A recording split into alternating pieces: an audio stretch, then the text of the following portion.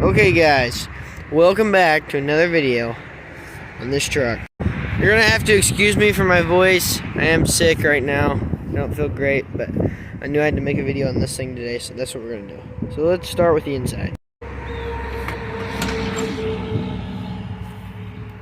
Here is our nice black leather seat. This is not factory. This came out of a church van, but matches the opposite red really well, so I like that. Doors, it's crank windows. A lot of vehicles back then were crank windows. Heater works. It's 3 on the column, 3 on the tree changing shifter, so that's kind of nice. Everything in here works except for the gauges. The gauges do not work. Yeah, that's pretty much the inside. Glove box, ashtray. It doesn't get more unfancy than this. And it's got a rusting problem, because I do not have cab mounts. They just don't really exist. Okay, let's continue.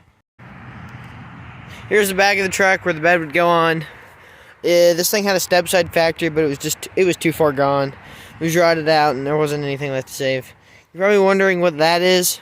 That is the fuel tank. Yeah, I know, it looks like a poop tank off of a something you'd use for camping, but that's my fuel tank. It's got all new brake lines on it. All but one, which I gotta replace. So, that's good. Just filled the hogshead up with gear oil, 140 gear oil. They said that's what these took, so that's what's in it. I tried greasing up these fittings. Only a few of them actually took grease. All the other ones just kind of stopped up and didn't work. Okay, let's go look at the engine bay. Okay, guys, this is the engine bay here. It's got a newer Roller King battery. 292, small block Ford. This is a really nice engine. I just got it painted and real clean, and then I put it back into the truck. It's got a new master cylinder. I changed that with the brakes. Needs a return spring for the gas instead of the bungee cord, but you know, and there's no heater hose or no radiator hoses on it, so we got to get that too. It's not got cold enough to worry for the block to crack yet, but I need to get the radiator hoses so I can put antifreeze in it and make sure that it's not going to do anything. I would start it up for you guys, but the only problem is I have no fuel right now. That's the only problem. I'll explain why.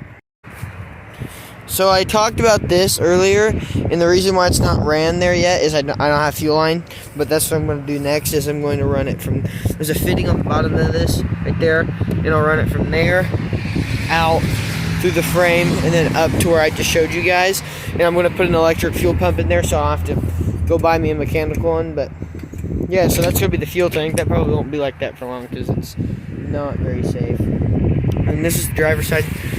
It's pretty straightforward. On, off, accessories. This key is not, something's wrong with it. I mean, you can turn it with literally a screwdriver and it worked just fine, so put that back in there. Wipers, they do work. Headlights,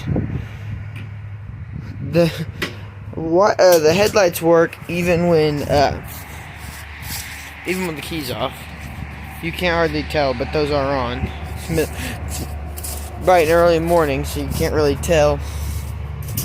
Cigarette lighter doesn't work. I forgot to mention that. That doesn't work. And then I gotta hook the choke up, and that's literally the only thing on this that doesn't work. We just replaced the glass because before it was cracked.